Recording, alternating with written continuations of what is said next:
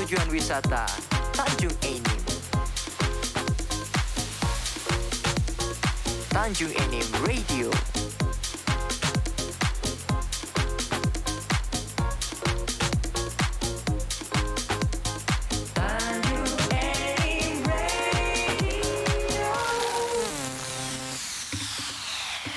Selamat sore para kancu Tanjung Enim Radio. Untuk Anda yang baru bergabung bersama kami, seperti biasa kita jumpa di acara Ngobras-Ngobrol bareng Sore Seru, Selasa 13 September 2022.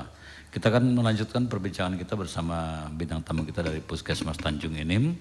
Ada Ibu Fitriani AMG Ahli Media Gizi dan Ibu Febrina Handayani AMG Ahli Media Gizi dengan tema ASI eksklusif dan makanan pendamping ASI. Bersamaan kita seperti biasa sampai jam 4 sore atau pukul 16 waktu Indonesia Barat. Saya mau ke Ibu Fitriani. Hal-hal apa saja sih Bu yang perlu diperhatikan dalam pemberian makanan pendamping ASI tersebut ya? Tentunya kan kita jangan sampai tidak hati-hati, harus fokus ke apa saja yang harus diperhatikan.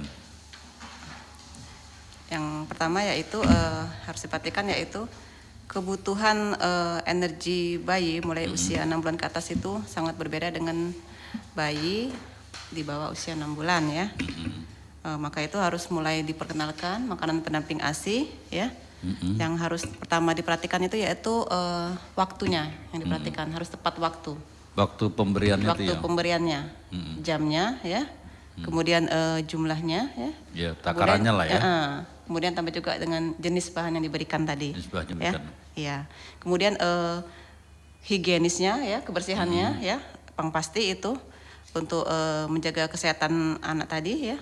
Terus ada baiknya menyimpan makanan itu seperti daging atau ikan ya di kulkas dengan suhu di bawah 5 derajat Celcius. Oh, seperti itu ya. Iya. Jadi tidak mempengaruhi kerusakan kandungan gizi yang terdapat di daging itu sendiri ya. Yeah. Kemudian diberikan dengan cara yang tepat. Jadi makanan itu diberikan sesuai dengan nafsu dan tingkat kekenyangan anak tadi. Yeah. Jadi tidak bisa dipaksakan, harus bertahap pemberiannya ya, disesuaikan dengan porsi ya, dengan porsi dengan usianya tadi. Kemudian membuat jadwal ya, jadwal yang teratur ya, setiap hari ya pemberian makanan bayi tadi.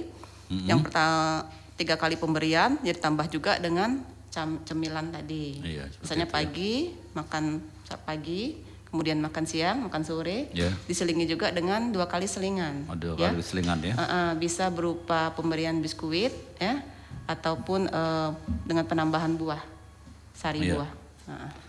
Nah sebenarnya sih apa sih tujuan dari pemberian makanan pendamping ASI tersebut? Tentunya dalam setiap kita memberikan asupan itu punya tujuan tertentu kan? Tujuan pemberian MPASI tadi yang pertama untuk melatih ya, melatih dan membiasakan bayi itu mengkonsumsi makanan ya yang banyak mengandung zat-zat gizi yang sangat dibutuhkan oleh bayi tadi. Disesuaikan dengan pertumbuhan usianya tadi. Selain itu MPASI juga sangat membantu perkembangan perkembangan kognitifnya ya. Jadi bisa mengembangkan kemampuan bayi dalam mengunyah dan menelan makanan MPASI itu. Oh, seperti itu ya. Saya mau ke Ibu Febrina Handayani tentang masih seputar makanan pendamping bayi ya. Apa saja sih atau makan apa saja yang harus dihindari untuk diberikan pada bayi khususnya? Oh ya, oke. Ada juga makanan yang harus kita perhatikan atau yang dihindarkan, yaitu makanan yang bisa menyebabkan bayi tersedak. Bisa kemudian, dicontohkan seperti apa tuh? Dengan tekstur yang terlalu kasar ya. Sehingga bayi tersebut belum bisa mengunyah dengan baik. Belum saatnya mengunyahnya yang tekstur. Jadi sebaiknya dihindarkan dengan tekstur yang terlalu kasar. Terus hindarin juga pemanis untuk bayi karena itu tidak diperlukan. Kan kebanyakan ibu-ibu sekarang menambahkan madu kepada makanan bayi. Itu sebaiknya dihindarkan karena bayi belum membutuhkan pemanis tambahan dari makanan. Kemudian juga ada juga dan kalaupun harus ditambahkan itu pada usia berapa itu? Sebaiknya yang 6 bulan ke benar-benar atas. bisa dibutuhkan, bisa diberikan makanan yang dalam kita makan, yang makanan dewasa. Sebaiknya di atas 1,5 tahun. 1,5 tahun ya. Iya. Ya. Kemudian juga telur Iya. juga kan bisa menyebabkan alergi pada bayi. Sebaiknya telur kita berikan kepada anak dengan usia 1 tahun ke atas. Tahun ke atas ya. Ya, Untuk sudah menghindari termasuk alergi. kategori makanan keluarga juga ya. Iya. Iya. Kemudian makan-makan apa saja yang begitu penting sebagai pendamping ASI untuk bayi? Mungkin bisa dijelaskan ya? Ya, ada pun beberapa makanan pendamping ASI yang bisa diolah, yaitu seperti labu kuning, kentang, pisang, karena ada kandungan serat, vitamin A serta asam folat dan kalium pada buah tersebut. Ada juga pepaya, ubi jalar dan wortel. Oh iya. Pilihan ini bahan makanan yang bisa dicoba di rumah untuk para ibu mengolah makanan pendamping ASI. Jadi itu bisa dilembutkan terlebih dahulu ya. Iya. Karena kentang kan syarat juga dengan karbohidrat ya. Bisa dipure, ditambah Bisa, iya. susu, bisa Pak pengolahannya. Para kajian untuk Anda yang sudah like di Facebook kami, terima kasih ya. Masih panjang perbincangan kita dan kemudian kalau kita bicara tentang makanan tambahan yang tadi ada buah-buahan itu efektifnya, bagusnya nih dibuat seperti apa itu?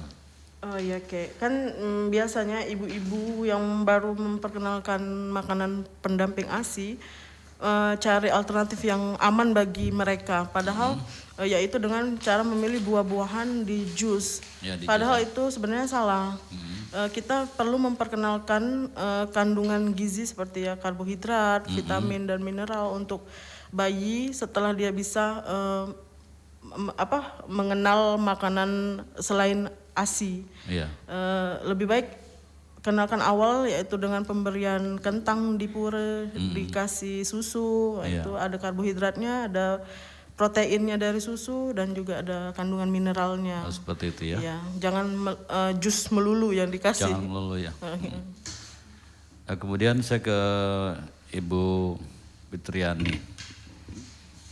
Ada nggak nih semacam tips-tips makanan pendamping ASI pada anak-anak nih?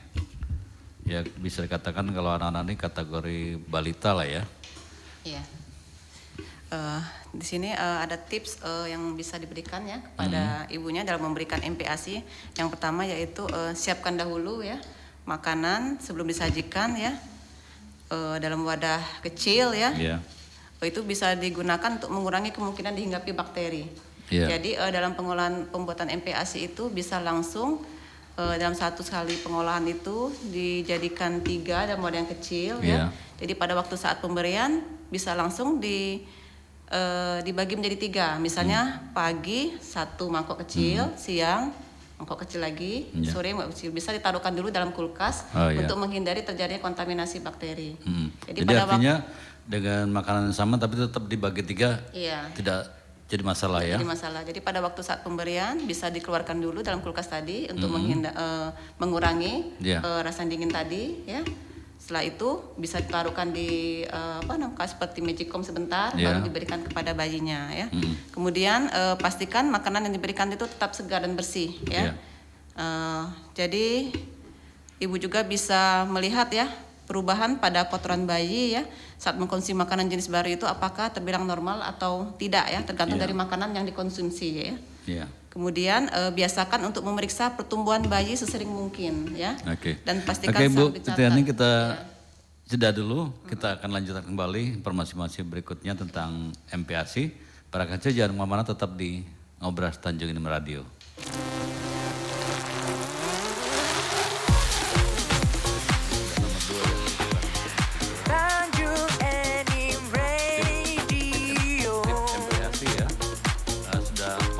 Tujuan wisata Tanjung Enim. Agak nyantai Bu. Tanjung Enim Radio. Bahan habis. Yang ini bisa untuk Tanjung Enim Radio.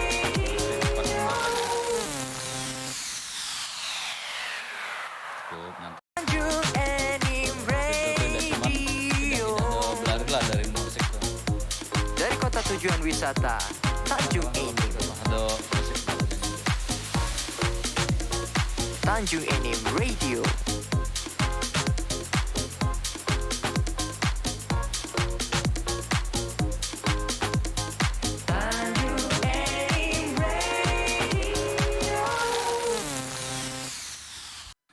Para kaji Tanjung Radio, kita lanjutkan kembali kebersamaan kita di kesempatan kali ini dan mudah-mudahan dari awal sampai beberapa informasi yang kami sampaikan tadi baik disampaikan oleh Ibu Fitriani AMG dan juga Ibu Febrina Handayani AMG bisa memberikan pencerahan untuk kita semuanya seputar ASI eksklusif, dan kita sudah masuk di bagian makanan pendamping ASI pada anak.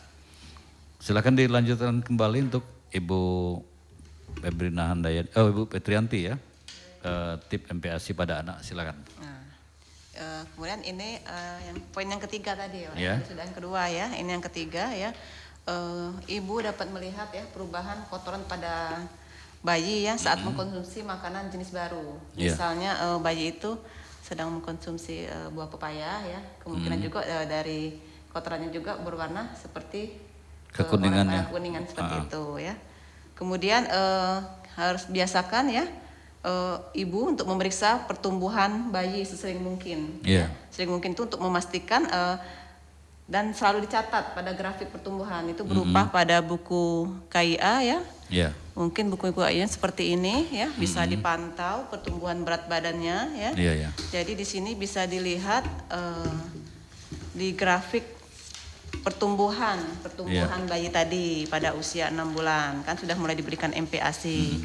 Apakah di usia 6 bulan sampai 7 bulan ini berat badan bayi itu Bertambah. berada di garis hijau ya, apakah bertambah ya? Kenaikan berat badan minimalnya dari usia 6 bulan ke 7 bulan itu sekitar 400 gram. Itu 400 gram minimal. ya? Ya. Paling sedikit itu 400 gram ya.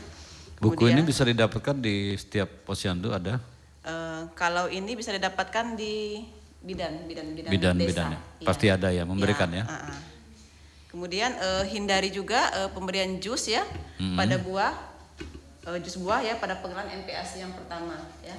Karena MPASI pertama itu sangat dibutuhkan bahan-bahannya. Yang pertama yaitu ada karbohidratnya, Yeah. ya. Kemudian seratnya tadi dari sayuran ya, sayuran dan proteinnya dari lauk tadi, Yeah. misal ikan ya atau ayam ya, seperti itu ya. Sedangkan kalau di jus itu kan masih banyak kandungan gizi yang tidak lengkap. Iya, ya.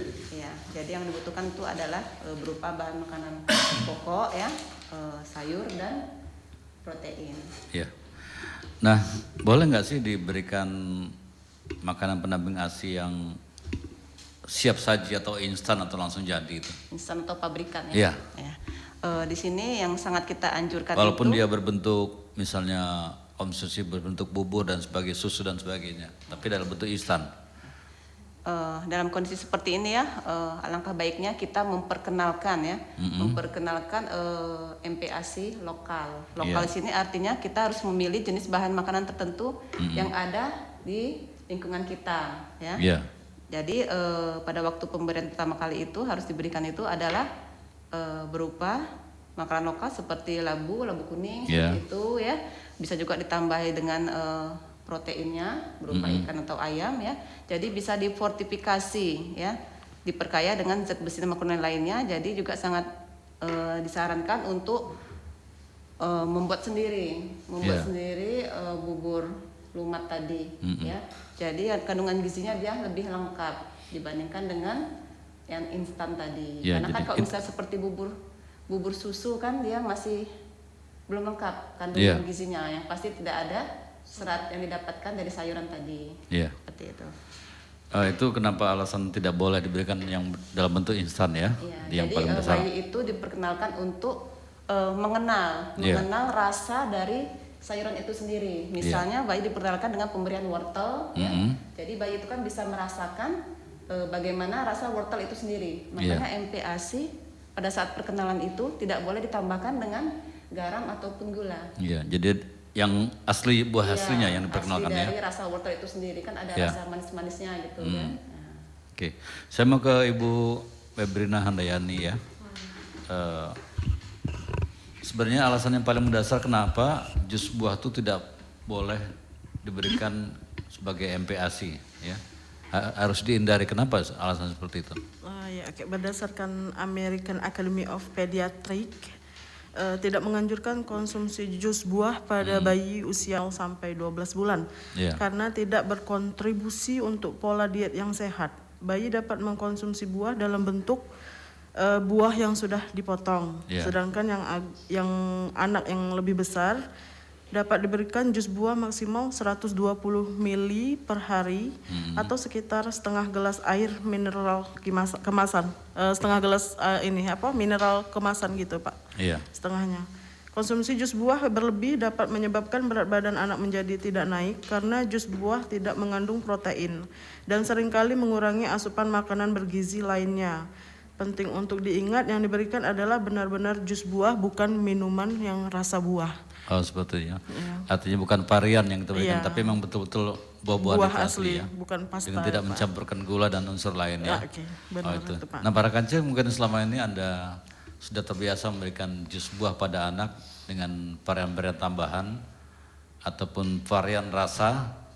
Mulai hari ini dihindari karena hari ini kita sudah mendapatkan informasi yang sangat akurat, sangat menarik dari para petugas-petugas medis yang memang mereka notabene ahli gizi ya. Jadi kalaupun kemarin sudah berlangsung, mulai hari ini dihindari pemberian-pemberian yang sudah di kemasan instan ya. Nah kemudian boleh nggak nih makanan pendamping ASI diberikan dengan cara istilah sekarang itu BLW, baby led weaning. Kalaupun tidak boleh, alasannya seperti apa? Adapun pemberian MPASI dengan metode baby led weaning atau BLW berarti bayi makan sendiri menggunakan tangannya tanpa disuapi oleh orang dewasa. Metode ini tidak dianjurkan oleh Ikatan Dokter Anak Indonesia karena mengingat ada resiko tersedak. Selain itu, asupan protein serta zat besi mungkin tidak memadai, terutama pada bayi kurang dari 8 bulan, karena kemampuan motorik menelannya belum baik. Dianjurkan untuk berkonsultasi ke dokter anak jika ingin menggunakan metode ini. Sebaiknya konsul ke dokter anak, Pak. Jadi sebaiknya dipantau orang tuanya, jangan dibiarkan anaknya makan sendiri gitu, Pak. Ada sebagian orang tua nih yang tidak mau repot ya segala macam. Biar kata orang Palembang tuh biarlah mulai baca makan dewe. Padahal dari sisi kebersihan belum menjamin ya. Terus dari resiko tersedaknya lebih tinggi. Kemudian ya yang pasti harus kita awasin lah ya. Nah para kanca, Anda jangan berbangga hati ketika balita Anda dalam usia-usia yang masih rentan itu makan makanan sendiri ya. Kadang kita perhatikan yang dikonsumsi itu jatuh dari tempatnya, dia masih tetap mengambilnya itu ya. Menarik sekali para kanca. Nah kemudian panduan pemberian makanan pendamping ASI itu seperti apa ini Bu? Ini bisa dibagi per usia gitu ya Pak ya. Dalam usia 6 bulan jumlah makanan pendamping ASI sebaiknya 2 hingga 3 sendok makan. Dengan frekuensi 2 sampai 3 kali sehari dalam bentuk bubur kental atau bentuk puree, saring hingga lumat. Itu untuk usia 6 bulan. Sedangkan untuk usia 8 bulan tingkatkan bertahap hingga setengah mangkuk atau sebesar 250 ml. Itu jika dihitung dengan kalorinya 200 kilokalori atau setara dengan 30% dari target kebutuhan kalori si anak. Kalau dihitung dengan frekuensi 2 hingga 3 kali sehari dengan tambahan snack sebanyak 1 sampai 2 kali sehari. Seperti itu ya. Dalam bentuk makanan saring kasar atau bisa kita mengenalkan finger food untuk si anak, makanan cemilan yang bisa dia genggam maksudnya gitu ya Pak ya. Kemudian di usia 9 sampai 12 bulan 1 tahun ya? Iya, sekitar hingga 1 tahun makanan setengah atau sampai dengan 3/4 mangkuk sebanyak 250 ml. Jika dengan kalori 300 kilokalori atau sebanyak 50% dari jumlah kalori yang dibutuhkan oleh si anak. Anak tersebut ya. Ya, kalau dengan frekuensi bisa 3 sampai 4 kali sehari dengan tambahan snack 1 sampai 2 kali sehari. Bentuk makanannya bisa nasi tim, makanan yang dicincang halus atau dengan kasar dia sudah bisa konsumsi. Iya. Kemudian di atas 1 tahun hingga 2 tahun, makanan 3/4 mangkuk atau sekitar 250 mili sebanyak 550 kalori atau dengan jumlah 70% dari energi yang dibutuhkan si anak. Dengan frekuensi 3 sampai 4 kali sehari ditambah dengan snack 1 sampai 2 kali dalam 1 hari. Ini konsistensi makanannya sama dengan makanan untuk yang keluarga konsumsi. Iya. Jadi sudah apa masuk yang kategori dimasak makanan ibu ya, masak keluarga ya. Oke. Nah para kanca, hari ini juga kita mendapatkan pencerahan tentang kalori-kalori yang dibutuhkan, kemudian takaran-takaran juga sudah kita dengarkan dan juga variasi pemberiannya untuk sehari berapa kali juga sudah kita dapatkan. Mudah-mudahan ini akan memberikan pencerahan untuk kita. Nah sebenarnya nih saya kembali ke Ibu Fitriana AMG ya. Manfaat makanan pendamping ASI itu apa sih Bu? Yang paling dominan ya, paling utama. Iya. Banyak di sini ya manfaat dari MP ASU sendiri ya untuk tumbuh kembang anak. Yang pertama yaitu sebagai sumber energi ya. Iya. Ya karena bayi usia 6 bulan itu sangat membutuhkan energi dan nutrisi yang lebih yang dikandung dalam ASI. Iya. Jadi pada usia di bawah di atas 6 bulan itu ya kecukupan kalorinya berbeda dengan pada waktu usia di bawah usia 6 bulan ya. Jadi sangat diperlukan MPASI ya sebagai sumber energi utama. Jadi pada saat usia ini bayi juga telah memiliki kemampuan untuk makan ya. Jadi bila MPASI diberikan secara lambat atau tidak tepat maka pertumbuhan anak itu bisa terganggu. Iya. Kemudian yang kedua yaitu memperkenalkan dan mengajari bayi mengenal makanan ya. Jadi selain belajar mengenal makanan, bayi juga mengenal jam makan ya, kemudian mengajarkan bayi untuk merasakan rasa lapar dan pentingnya makan untuk bayi itu sendiri ya. Kemudian, nah kita agak menyimpang sedikit dari ASI tapi tidak terlepas dari dunia anak-anak balita ya. Kita kan sering melihat si orang tuanya kalau dari postur tubuhnya besar tinggi dan segala macam ya, artinya. Tapi ketika turun si anak itu agak berbeda. Itu apakah faktor pemberian gizi itu mempengaruhi? Bisa juga mempengaruhi. Yang pertama faktor gen juga bisa menentukan untuk pertumbuhan ke anaknya ya. Kemudian juga bisa juga dari asupan bayi jadi sangat berpengaruh. Jadi kalau misalnya anak itu asupannya sangat kurang ya, tidak sesuai dengan usianya ya, bisa kemungkinan juga bisa menyebabkan berat badannya tidak bertambah. Iya. Jadi nah kalau kita hitung dari persentase antara gen dengan asupan, itu yang mana yang harus lebih dominannya? Persentasenya harus lebih banyak porsinya? Yang harus lebih banyak persennya harus dari makannya yang harus dari makan asupannya ya. Karena faktor gen saja tidak seluruhnya bisa menentukan ke postur anaknya. Jadi bisa ditunjang dengan gizi anak itu sendiri. Asupannya. Iya. Oke, dilanjutkan kembali Bu. Dari manfaat ASI tadi. Yang ketiga yaitu mendukung perkembangan kemampuan anak ya, kemampuan makan anak. Jadi anak itu bisa mendukung perkembangannya dalam kemampuan menggigit ya, melumatkan makanan, mengunyah dengan benar ya. Itu sangat penting bagi bayi di bawah usia 1 tahun. Ya. Jadi bayi itu sendiri bisa melakukan kemampuannya sesuai dengan usianya. Apalagi misalnya bayi yang sudah mulai tumbuh gigi, ada yang usia 6 bulan, jadi bisa belajar untuk mengunyah dengan benar ya. Kemudian yang keempat yaitu mengembangkan kemampuan bayi untuk makan sendiri. Jadi ketika sedang latihan makan sendiri, bayi itu menggunakan koordinasi mata ya, tangan ya, motorik kasar dan halus, terutama saat menggunakan alat makan. Jadi sangat membantu motoriknya untuk bisa belajar memegang sendok, belajar bisa memasukkan makanan sendiri ke dalam mulutnya. Nah kemudian ini agak menyimpang dari makanan tambahan, tapi ada kaitannya juga.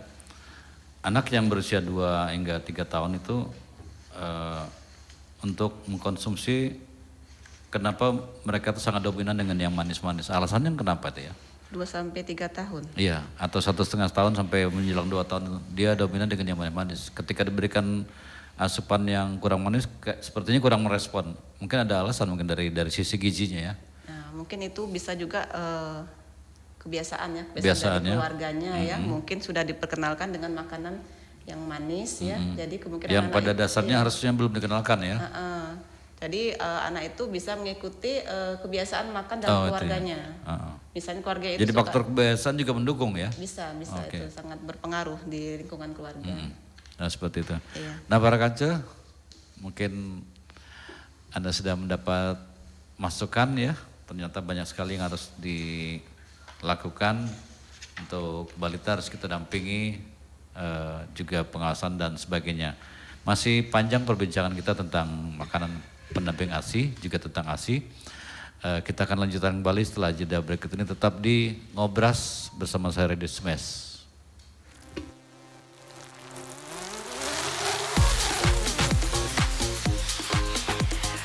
Tanjung Enim Radio. Dari kota tujuan wisata Tanjung Enim. Tanjung Enim Radio.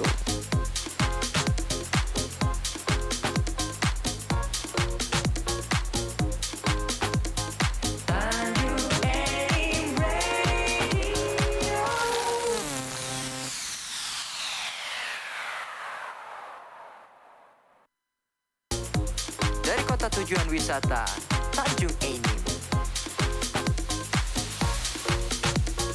Tanjung Enim Radio.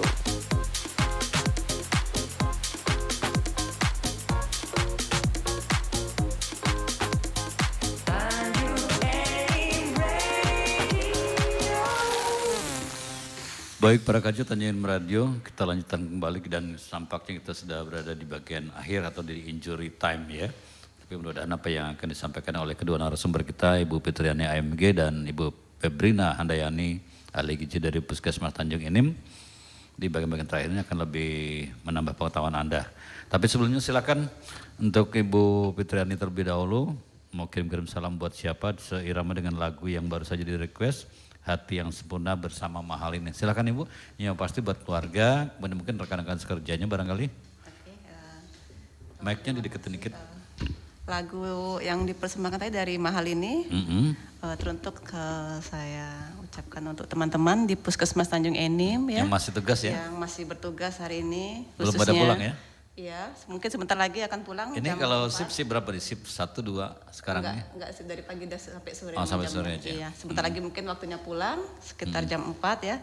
Untuk teman-teman di Puskesmas Tanjung Enim, selamat menjalankan aktivitasnya. Terima kasih sudah dengerin kita ya. Iya. Sudah like Facebook. Iya, untuk juga buat teman-teman gizi yang masih ada di Puskesmas Tanjung Enim.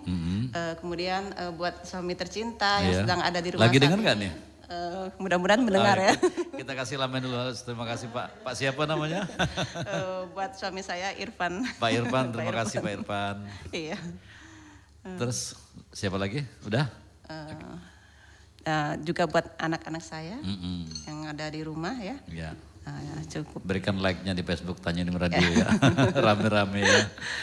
Oke, untuk Ibu Fitriani silakan. Ibu Febrina Handayani silakan. Mau kirim-kirim salam buat siapa, teman-temannya, sebelum kita closing nanti masih ada bagian-bagian yang perlu dijelaskan. Oke, spesial salam untuk suami tercinta di rumah. Mas Agus. Mas Agus. Mas Agus nonton kita ya sore hari ini.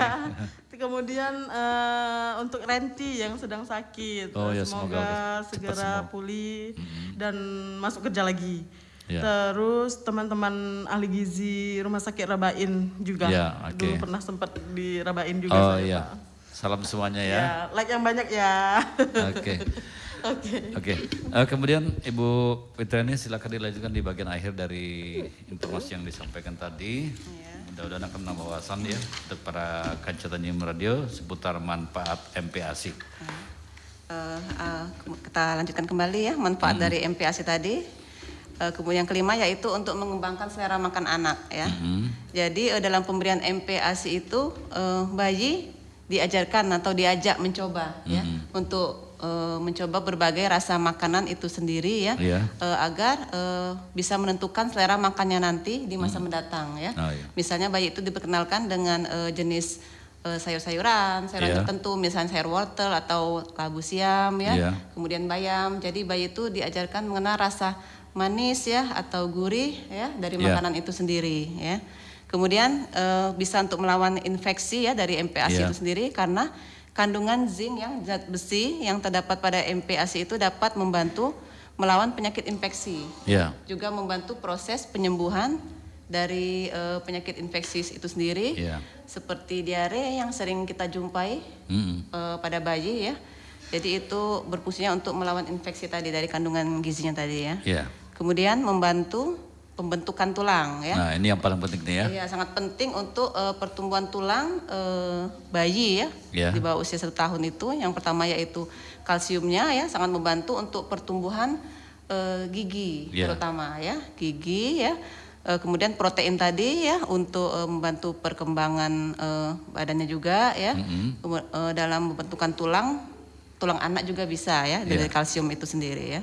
Kemudian membantu menjaga kesehatan jantung ya. Artinya di sini sayuran tadi ya banyak mengandung mineral dan vitamin ya, juga terdapat dalam buah. Buah juga banyak vitamin ya yang terkandungnya, sangat bermanfaat untuk membantu menjaga kesehatan jantung itu sendiri ya. Kemudian menangkal radikal bebas ya. Jadi radikal bebas itu sangat berbahaya untuk kesehatan bayi. Jadi salah satu menu sangat rentan sekali ya. Salah satu